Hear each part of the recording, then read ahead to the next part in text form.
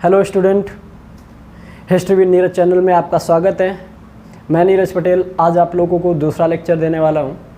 पहले लेक्चर में मैंने आप लोगों को इतिहास जानने के स्रोत बताए थे और उससे पहले मैंने एक क्वेश्चन दिया था आप लोगों को कि इतिहास का जनक किसे कहा जाता है। तो मैं आपको बता देता हूं कि इतिहास का जनक किसे कहा जाता है। हेरोडोटस को कहा जाता है। किसे? हेरोडोटस को। और हेरोडोटस ने हिस्टोरिका नामक बुक लिखी। रहने वाला ग्रीस का था और इतिहास को जो सीरियल ऑर्डर में सबसे पहले लिखने वाला व्यक्ति है वो यही है, हेरोडोटस। इसने ही इतिहास को लिखने की शुरुआत की थी। तो आप लोगों ने इसके बारे में जाना और हिस्टोरिका नामक बुक में सीरियल ऑर्डर से बातें बताई हैं। उसके बाद में मैंने बताया कि सोर्स टू नो हिस्ट्री मतलब इतिहास जानने के स्रोत। इतिहास जानने के स्रोत में दो टाइप मैंने बताए। पहला तो लिटरेरी सोर्स जो कि साहित्यिक स्रोत हैं, साहित्यिक स्रोत, और दूसरा नॉन लिटरेरी सोर्स गैर साहित्यिक स्रोत या गैर साहित्य स्रोत। ठीक, तो मैंने दो बताए कौन कौन से, लिटरेरी सोर्स और non literary source. Literary source में आते हैं आपके धार्मिक पुस्तकें, धार्मिक पुस्तकें रिलीजियस बुक्स और गैर धार्मिक पुस्तकें नॉन रिलीजियस बुक्स। अब देखते हैं धार्मिक पुस्तकों में। धार्मिक पुस्तकों में चार वेद कौन कौन से? पहला तो ऋग्वेद, यजुर्वेद, सामवेद और अथर्ववेद, चार वेद हैं। उसके बाद में वैदिक साहित्य, आरण्यक, ब्राह्मण, उपनिषद, स्मृति साहित्य, ये सारी चीज़ें आपको इसमें धार्मिक पुस्तकों में मिलेंगे जिससे इतिहास को जाना गया। इतिहास को जानने के स्रोत यहीं से पता चले। ठीक, उसके बाद में मैंने बताया कि स्मृति साहित्य। स्मृति साहित्य में नारद स्मृति साहित्य, मनु स्मृति साहित्य, याज्ञवल्क्य स्मृति साहित्य, इससे भी इतिहास को जाना गया। इतिहास के स्रोत, जानने के स्रोत यहाँ से भी मिले हैं। फिर उसके बाद में आते हैं जैन धर्म की धार्मिक पुस्तकें, बौद्ध धर्म की धार्मिक पुस्तकें मतलब जैन टेक्स्ट बुक, बौद्ध टेक्स्ट बुक, रामायण, महाभारत। और आपको एक बात बताते हैं कि रामायण और महाभारत दुनिया के सबसे बड़े महाकाव्य में से एक हैं, सबसे बड़े महाकाव्य माने जाते हैं, लेकिन इन्हें काल्पनिक माना गया है। इनको बताया गया है कि बढ़ा चढ़ाकर इसमें बताई गई हैं बातें, लेकिन उससे कोई मतलब नहीं है। तो हम लोग देखते हैं कि वेद में क्या हुआ कि वेद वर्तमान में जो है वो संस्कृत भाषा में, और ये जब शुरुआत में थे तो ये आपका इंडो यूरोपियन लैंग्वेज में जो है आपके वेद थे। ठीक, आर्य लोग इन्होंने आर्य लोगों ने जो आपको यहाँ पे अपने भारत में आए, ये विदेशी माने जाते हैं, मध्य एशिया के आए हुए माने जाते हैं कि मध्य एशिया से आर्य लोग भारत आए, इसीलिए इन्हें विदेशी माना गया। और दूसरी बात, आर्य लोगों के जो गुरु थे, मतलब आर्य लोगों में जो गुरु थे, जैसे आप हम कोई दूसरा जो कि कोई गुरु है वो अपने स्टूडेंट को एक लेक्चर देता है। लेक्चर में क्या करता है, वो लिखता नहीं है, केवल और केवल अपने मुंह से बता देता है, मुख से बताते हैं, और उसके बाद में वो जो स्टूडेंट होगा, जो उनके शिष्य होंगे, वो लिख देंगे। वही वेद आज यहाँ पे हम लोगों को संस्कृत भाषा में पढ़ने को मिलते हैं। तो इससे ये बात पता चली कि जो है पहले बोलते थे, केवल और केवल उन्होंने अपने मुख से बोला और उनके शिष्यों ने उसको अपनी बुकों में, उनके मंत्रों को अपनी बुकों में लिखा, जिससे पता चला कि ये सारी वेद हैं, है ना। उसके बाद में आगे आते हैं, आपको एक इंटरेस्टिंग बात बताते हैं कि रामायण रामायण और महाभारत, रामायण बुक जो है, जो रामायण महाकाव्य है, ये इसकी घटना बाद को हुई, लेकिन इसे लिख पहले दिया गया। कैसे लिखा गया उसके बारे में भी बताते हैं।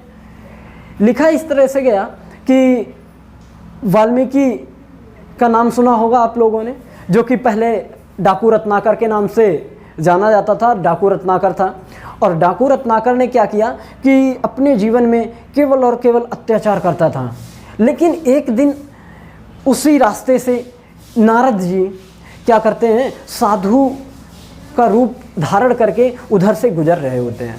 तो उन्हें भी लूटने का प्रयास करता है। तो जैसे उन्हें लूटने का प्रयास करता है तो वो बोलते हैं कि ये आप किस लिए कर रहे हो, ये किसके लिए कर रहे हो। तो उसने बोला कि मैं अपने परिवार को चलाने के लिए कर रहा हूँ, मैं अपने परिवार को खिलाने पिलाने के लिए कर रहा हूँ। तो उन्होंने बोला कि क्या आपके परिवार वाले भागीदार होंगे, आपके दंड में भागीदार होंगे? अगर आपको कोई दंड मिलता है तो क्या आपके परिवार वाले भागीदार होंगे? तो डाकू रत्नाकर बोला हाँ होंगे, क्यों नहीं होंगे।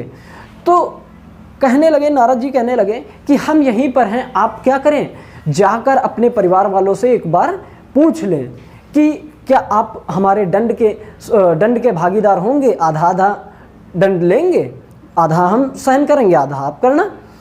तो कहने लगा ठीक है।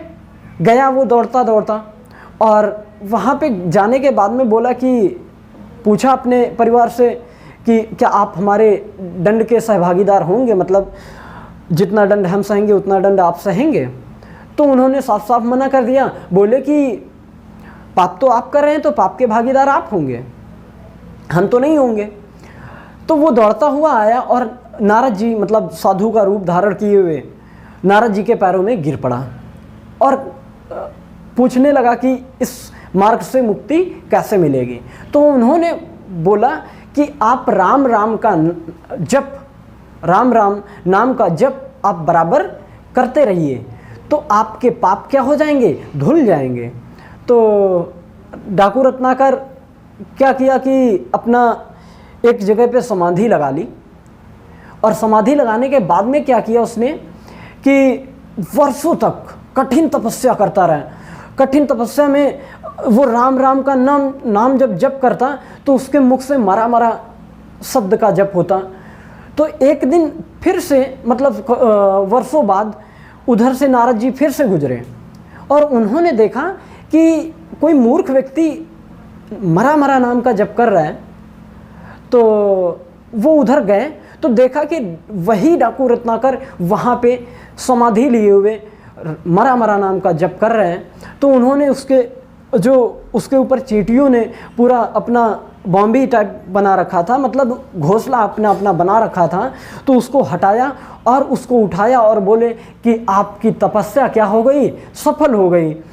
और जैसे उन्होंने बोला वो तुरंत पैरों पे पड़ गया। और उसके बाद में उन्होंने, नारद जी ने क्या किया, वाल्मीकि को, मतलब अब क्योंकि वहाँ से नाम वाल्मीकि इसलिए पड़ा क्योंकि दीमक जो लगता है, जो दीमक हो गया या चींटियाँ जो अपना बिल बनाती हैं, तो इस वजह से ऐसा बाम्बी टाइप की बनाती है, तो इस वजह से वहाँ पे वाल्मीकि नाम बोलते हैं। और संस्कृत में वाल्मीकि है, वाल्मीकि संस्कृत में संस्कृत का वर्ड है, तो संस्कृत में ही बोला जाता है। और उन्होंने, नारद जी ने क्या किया, रामायण की पूरी घटना वाल्मीकि को सुना दी, डाकू रत्नाकर को सुना दी। और उसमें बताया कि सीता जी का अपहरण होगा, रावण ले जाएगा, उसके बाद में वो आएंगे, राम जी वहाँ से लाएंगे, और तपस्या के लिए भी, तपस्या की भी बात बताते हैं। और जो लव और कुश का जन्म होता है कुटी में, उसके बारे में भी बताते हैं। कहाँ पे जाएंगे, साधु के पास में जाते हैं कि उनके पास में रहते हैं। और उसके बाद में वहाँ से सीता जी क्या करती हैं कि जो है लव और कुश को राम के भरोसे पे छोड़ देती हैं कि राम जी आप देखिए। और उसके बाद में वो क्या कर जाती हैं, धरती में समा जाती हैं। तो ये सारी चीज़ें क्या करते हैं नारद जी बताते हैं वाल्मीकि को, और कहते हैं कि अब जा सकते हो, अब आप क्या कीजिए, इन बातों को आप एक बुक में कंपाइल कर दीजिए, मतलब रच दीजिए या लिख दीजिए, ऐसा बोलते हैं। तो वहीं से वाल्मीकि जाके उसको अपनी संस्कृत भाषा में लिख देते हैं। उसके बाद में एक और बात बताते हैं, रामायण में वेदों का नाम आता है। क्या? रामायण में वेदों का नाम आता है, लेकिन वेदों में रामायण का जिक्र नहीं है। इससे ये पता चलता है कि पहले क्या आया, आपके वेद आए, और उसके बाद में क्या आया, रामायण आया। ठीक, तो ये चीज़ें रही। और फिर दूसरी बात हम आपको बताते हैं कि वेदों का जो संकलन है, जो वेदों का संकलन है वो कहीं पे 1500 बीसी से 600 बीसी, कहीं 1200 बीसी से 600 बीसी बताते हैं। और उसमें आपको बताते हैं कि वेद जो हैं, वेदों के बाद में आया है रामायण, तो वेदों के बाद में अगर आया है तो वहाँ से 100-200 वर्ष बाद आई होगी रामायण। तो इस वजह से 400 बीसी से 400 एडी तक आपकी रामायण का संकलन किया गया, मतलब रामायण को लिखा गया। और रामायण की जो घटनाएं हुई वो 400 बीसी से 400 एडी के बीच में हुई होंगी। ठीक, मतलब उसके बीच में इसका संकलन कर दिया गया। फिर महाभारत का संकलन, भाई रामायण के बाद में ही तो 100-150 साल बाद आया होगा महाभारत बाद में हुआ, तो उसको क्या करते हैं कि उसके बाद में रख देते हैं, 100-150 साल बाद रख देते हैं, और इसे काल्पनिक ग्रंथ माना गया। दोनों को काल्पनिक ग्रंथ मतलब मैथोलॉजी माना गया। तो ये बात आपको बहुत ही अच्छे से मालूम चल गई कि जो वाल्मीकि जो थे वो धोबी के ताना मारने पर जो बात लिखी है कि धोबी के ताना मारने पर राम जी सीता जी को त्याग देते हैं या तिरस्कार कर देते हैं, ये बातें भी वाल्मीकि जी ने उसमें बताई हैं।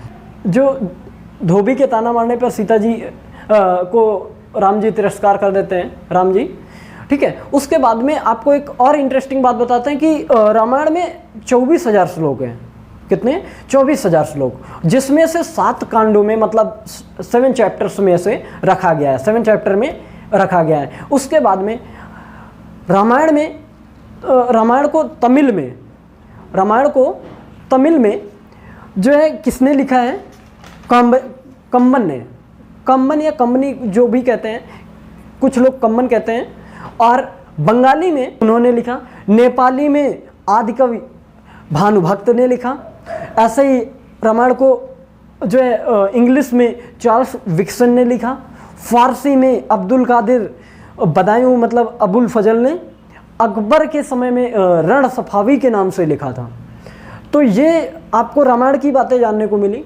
और रामायण को हिंदी या अवधी में आप सभी को मालूम है कि रामचरितमानस कहा जाता है, जिसको अकबर के समय में तुलसीदास ने लिखा। किसने? तुलसीदास ने लिखा या रचा। उसके बाद में बताते हैं कि महाभारत भी कई भाषाओं में है, जिसका ओरिजिनल नेम जय संहिता है। क्यों? वो भी बताते हैं। जो जय संहिता नाम था वो 8,800 श्लोक जब 8,800 श्लोक हुए तो उसका नाम जय संहिता रखा गया। लेकिन जब जैसे ही 24,000 श्लोक हुए महाभारत में, उसका नाम क्या रखा गया? भारत रखा गया। और जब 1,00,000 श्लोक हुए तो उसका नाम क्या रख दिया गया? महाभारत रख दिया गया। तो इसमें 18 पर्व हैं। कितने? 18 पर्व है ना, जो कि रामायण से भी बड़ा मान सकते हैं, क्योंकि उसमें 7 हैं, इसमें 18 हैं। तो अब इसके जितनी भी बातें ये सारी बताई, इसके बारे में बताया, वो सारी चीज़ें हम क्या कर लेते हैं? नोट डाउन कर लेते हैं। ठीक है, तो देख लेते हैं। सबसे पहले मैंने बताया कि इतिहास को जानने के स्रोत।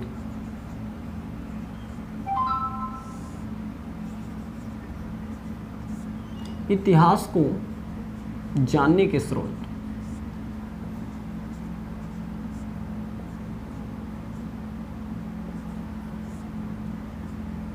ठीक, इतिहास को जानने के स्रोत है ना। अब इसमें 2 टाइप के वो भी बताते हैं। पहला टाइप लिटरेरी सोर्स। पहला टाइप लिटरेरी सोर्स है ना। लिटरेरी सोर्स मतलब साहित्यिक स्रोत, और दूसरा नॉन लिटरेरी सोर्स है ना। तो सबसे पहले देख लेते हैं इसको। इंग्लिश में भी कुछ लोगों को दिक्कत हो सकती है कि इंग्लिश में नहीं लिखा, तो वो भी लिख देते हैं कि सोर्सेस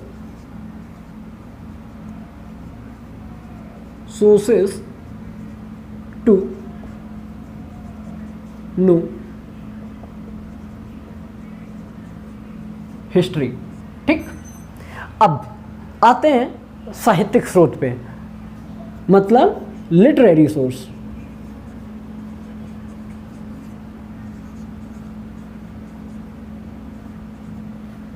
क्या?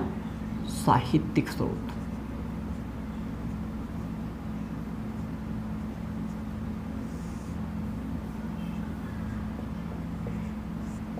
ठीक। दूसरा,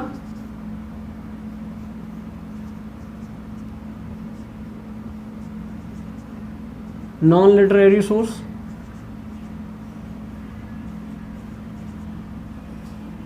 गैर साहित्यिक स्रोत, गैर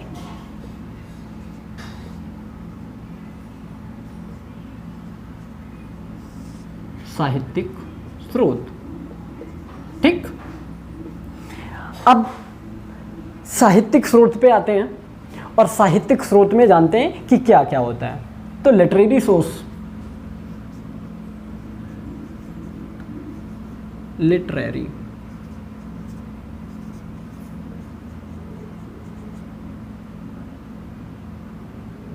लिटरेरी सोर्स। ठीक। इसमें दो टाइप कौन कौन से, वो भी जान लो। पहला तो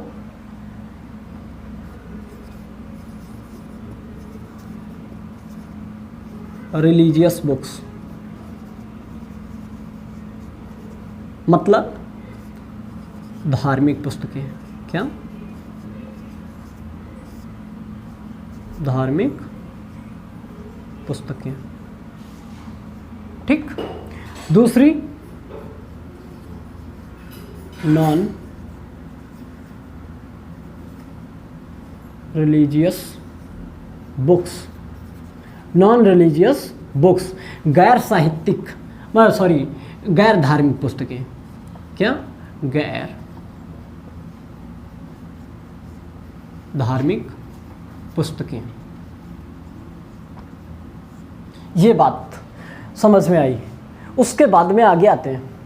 मैंने बताया था रिलीजियस बुक्स कौन कौन सी होती हैं। रिलीजियस बुक्स के बारे में जानकारी दे देते हैं, तो हमें रफ करना होगा। उसके बाद में हम देन आगे बताते हैं। नोट डाउन कर लेना, इसको पहले आप नोट डाउन कर लीजिए, साइड हो जाते हैं। तो आप लोगों ने लिख लिया होगा। अब आगे देखते हैं कि क्या क्या बुकें थी। धार्मिक पुस्तकें, मतलब कि लिटरेरी सोर्स में रिलीजियस बुक्स देखते हैं। सबसे पहले तो 4 वेद थे।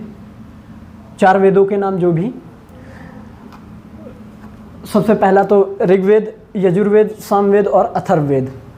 और उसके बाद में वैदिक साहित्य। क्या? वैदिक साहित्य, वैदिक साहित्य। तीसरा मैंने क्या बताया? 4 वेद, दूसरा वैदिक साहित्य, और उसमें अरण्यक, अरण्यक,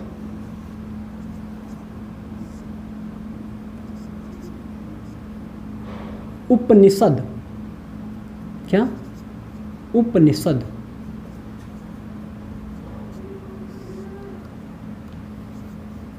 फिर ब्राह्मण, ये एक बुक है, ये बुकें हैं। और स्मृति साहित्य। क्या? स्मृति साहित्य। और स्मृति साहित्य में कई बुकें हैं, जैसे नारद स्मृति साहित्य लिख देते हैं। नारद स्मृति साहित्य, मनु स्मृति साहित्य,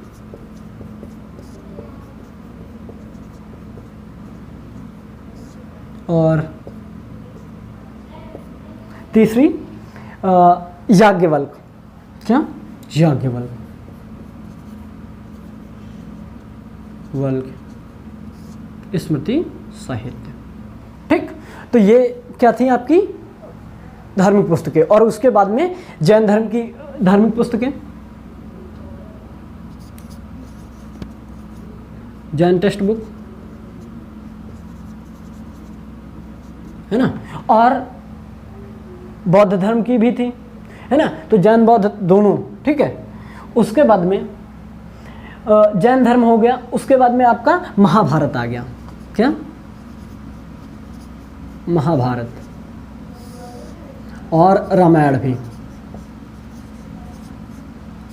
रामायण ही, ठीक। तो ये आपकी किस क्या थी, ये सारी बुकें आपकी धार्मिक पुस्तकों में आती हैं, है ना। अभी आपको मैंने नॉन लिटरेरी सोर्स नहीं बताया, लेकिन पहले इसके बारे में थोड़ा सा जान लेते हैं, उसके बाद में आगे हम बताते हैं। सबसे पहले वेदों को, जो ये वेद हैं, ये अब वर्तमान टाइम पे, वर्तमान मतलब प्रेजेंट में, वर्तमान में संस्कृत भाषा में, किसमें है? संस्कृत भाषा में। पहले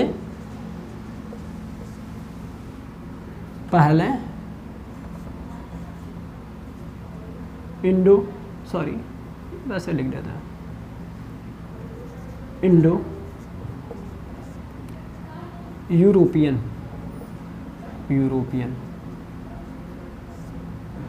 भाषा में थे।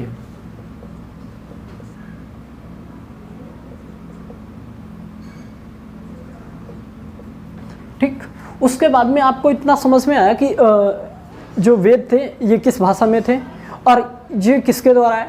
ये आर्यों के द्वारा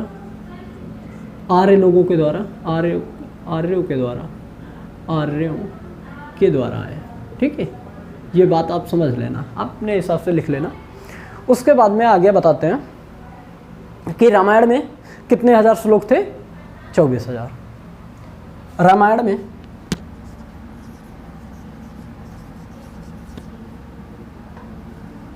24,000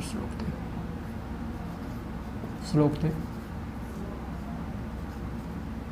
7 अध्याय, मतलब 7 कांड 7 कांड बोल सकते हैं, या 7 चैप्टर बोल सकते हैं, है ना, सारी बात है। उसके बाद में मैंने बोला कि महाभारत नाम ही ऐसे पड़ा है कि 1 लाख जब तक श्लोक नहीं हुए तब तक क्या नहीं हुआ, महाभारत नाम नहीं पड़ा। तो ये इसको हम क्या बोल सकते हैं कि 1 लाख श्लोक हुए इसमें। कितने? 1 लाख श्लोक।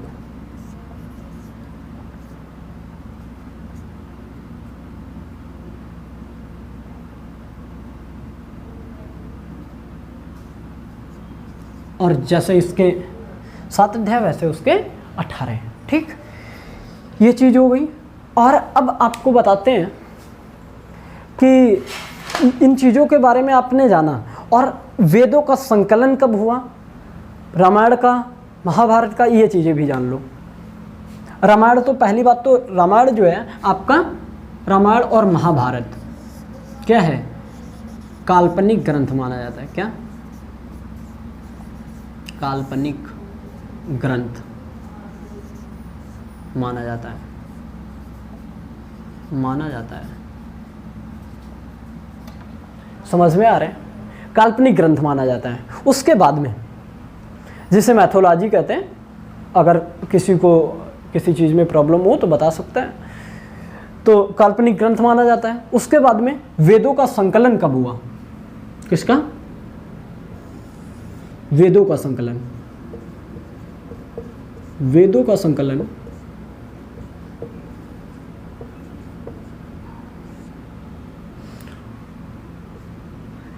ये वेदों का संकलन जो है वो 1500 BC से 600 BC, या फिर 1200 BC से 600 BC बोल सकते हैं। तो 1200 से बोल देते हैं, 1200 BC से 600 BC। इसके बाद में आपका क्या आया? रामायण आया।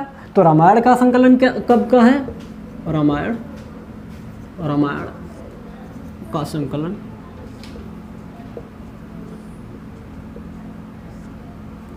ये है आपका 400 BC से 400 AD के बीच में क्या किया गया? संकलित किया गया। ठीक, ऐसे ही महाभारत को 150 साल बाद कर दिया गया, संकलित किया गया। तो ये चीज़ें, और आप लोगों को लिखना हो तो आप लोग लिख सकते हैं कि रामायण को तमिल में और बंगाली में, नेपाली में, ये सारी चीज़ें की जो मैंने बताया था कि किसने किसने लिखा है ना। तो ये चीज़ें जाननी ज़रूरी है ना, ये चीज़ें जानने ज़रूरी है। एक मिनट, हाँ। तो जो रामायण है, रामायण को तमिल में कम्मन ने लिखा, रामायण को तमिल में कम्बन ने लिखा है। किसने लिखा? कम्बन ने लिखा, ठीक। उसके बाद में बंगाली में कृतवस ने लिखा है। किसने? बंगाली में कृतवस ने लिखा है, ठीक। नेपाली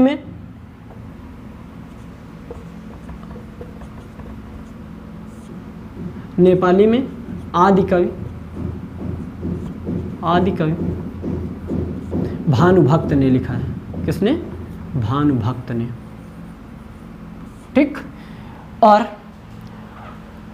इंग्लिश में ऐसे ही चार्ल्स विक्सन ने लिखा है। फारसी में अबुल फजल ने लिखा है। फारसी का लिख लो, फारसी का आ जाता है।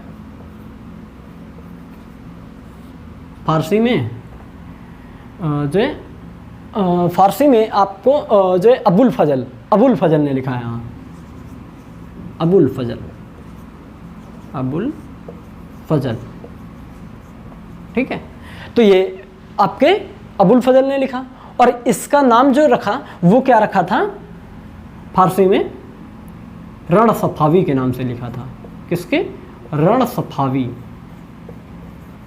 सफावी के नाम से लिखा था, ठीक। तो ये चीज़ें थी। और अवधी में या हिंदी में, अवधी और हिंदी में जो आपका रामचरितमानस कहा जाता है जिसको, ये अकबर के समय में ही किसने लिखा था? तुलसीदास जी ने लिखा था, है ना। और महाभारत के कई सारे श्लोक, वो चीज़ें बताई। उसके बाद में पहले इसको नोट डाउन कर लो, उसके बाद में आगे हम बताते हैं। वेट, थोड़ी देर के लिए आप लोग इसे नोट डाउन कर लें। तो आप लोगों ने लिख लिया होगा इसको, और लिखने के बाद में आगे देखते हैं। गैर धार्मिक पुस्तकें मतलब नॉन रिलीजियस सोर्स। क्या? नॉन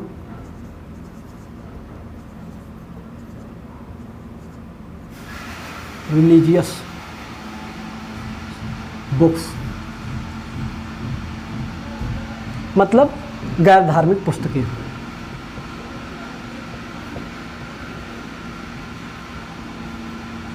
गैर धार्मिक पुस्तकें, ठीक।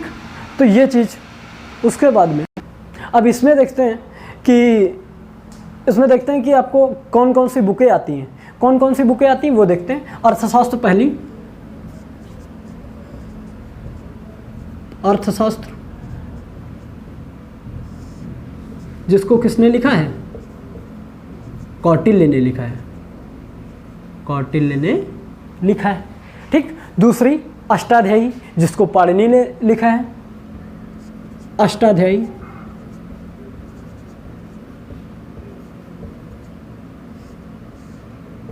जिसको पाणिनि ने लिखा है, पाणिनि। और तीसरी बुक आपकी महाभाष्य। महाभाष्य में भी इतिहास को जानने के स्रोत हैं, ठीक। तो वेट, महाभाष्य में जो है इसको महर्षि पतंजलि ने लिखा है। महाभाष्य,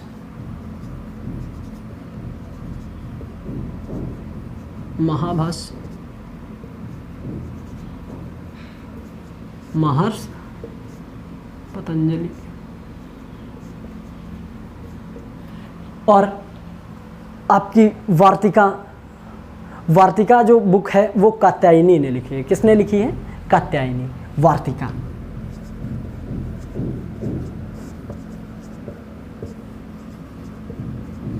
कात्यायनी, ठीक।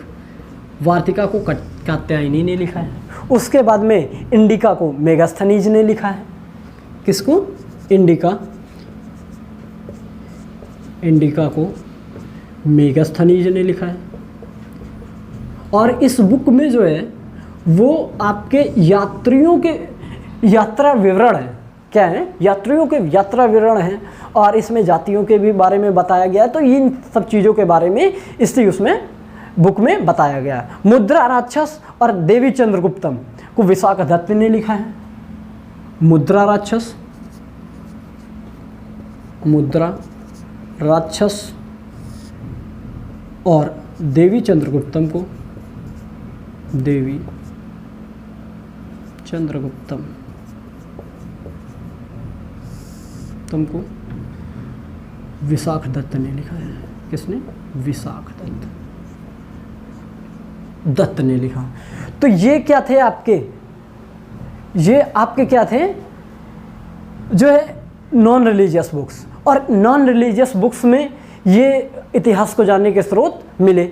उसके बाद में अगला आते हैं, और अगले में आपको बताते हैं कि नॉन लिटरेरी सोर्स के बारे में अभी मैंने बोला था कि नॉन लिटरेरी सोर्स, तो उसके बारे में भी जान लेते हैं थोड़ा। लिटरेरी सोर्स, ठीक। नॉन लिटरेरी सोर्स में क्या आते हैं? सिक्के हो गए, अवशेष हो गए, मतलब कॉइन्स, रिमेन्स मटेरियल्स, या बोल सकते हैं उसको अवशेष को पुरातात्विक खोज में प्राप्त वस्तुएं, जो खुदाई में प्राप्त वस्तुएं पाई गई, उनके द्वारा भी तो इतिहास को जाना गया, तो उसे भी बोल सकते हैं। या ताम्रपत्र बोल सकते हैं, मतलब कॉपर प्लेट्स, और प्रशस्ति लेख जिनको इंस्क्रिप्शंस बोलते हैं। क्या? इंस्क्रिप्शंस।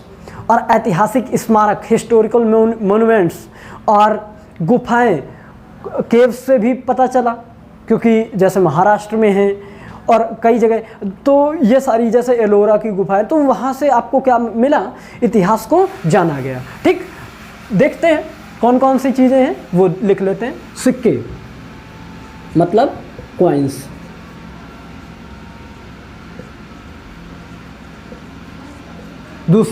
दूसरा मैंने बताया अवशेष,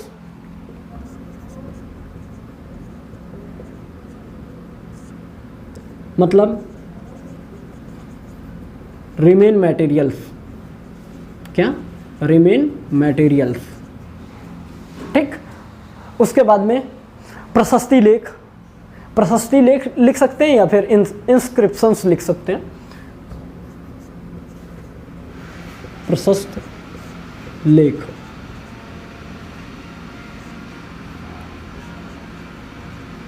इंस्क्रिप्शंस, ठीक। दूसरा ताम्रपत्र,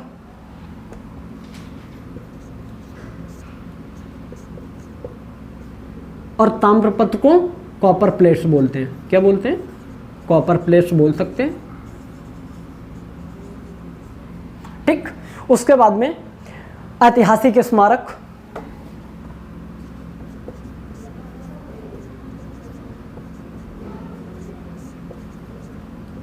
ऐतिहासिक स्मारक है ना, हिस्टोरिकल मोन्यूमेंट्स, समझ गए होंगे आप लोग। और उसके बाद में गुफाएं आपकी बोल सकते हैं, गुफाओं में भी पता चला है, गुफाएं, ठीक, केव्स। तो आज के लिए तो इतना ही, लेकिन अगले लेक्चर में हम क्या पढ़ाने वाले हैं आपको? स्टोन एज जो एक्चुअल में पाषाण काल, पूरा पाषाण काल में, पूर्व पूरा पाषाण काल, मध्य पूरा पाषाण काल, नव पूरा पाषाण काल, इसके बारे में हम जानकारी देंगे, और उसमें विस्तृत में उसके बारे में जानकारी हम आपको देंगे, जिसमें आपको बताएंगे कि कहाँ पे आग की खोज हुई, कहाँ पे खेती करना स्टार्ट किया। ये सारी बातें हम आपको अगले लेक्चर में बताएंगे।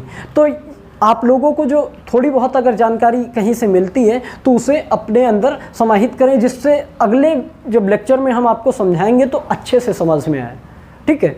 और आज के लिए इतना ही। अगला आप लोगों के लिए आज क्वेश्चन नहीं देते हैं, आज आप लोगों के लिए यहीं तक, आप इसे रिवाइज करें, और अगले लेक्चर में आते हैं, उसमें हम आपको पूरा पाषाण काल में तीनों स्टोन एज, जो भी पूर्व पूरा पाषाण काल, मध्य पूरा पाषाण काल और नव पूरा पाषाण काल, तीनों चीज़ों के बारे में डिटेल में बात करेंगे, ठीक है। तो आज के लिए जय हिंद, बाय बाय, टेक केयर।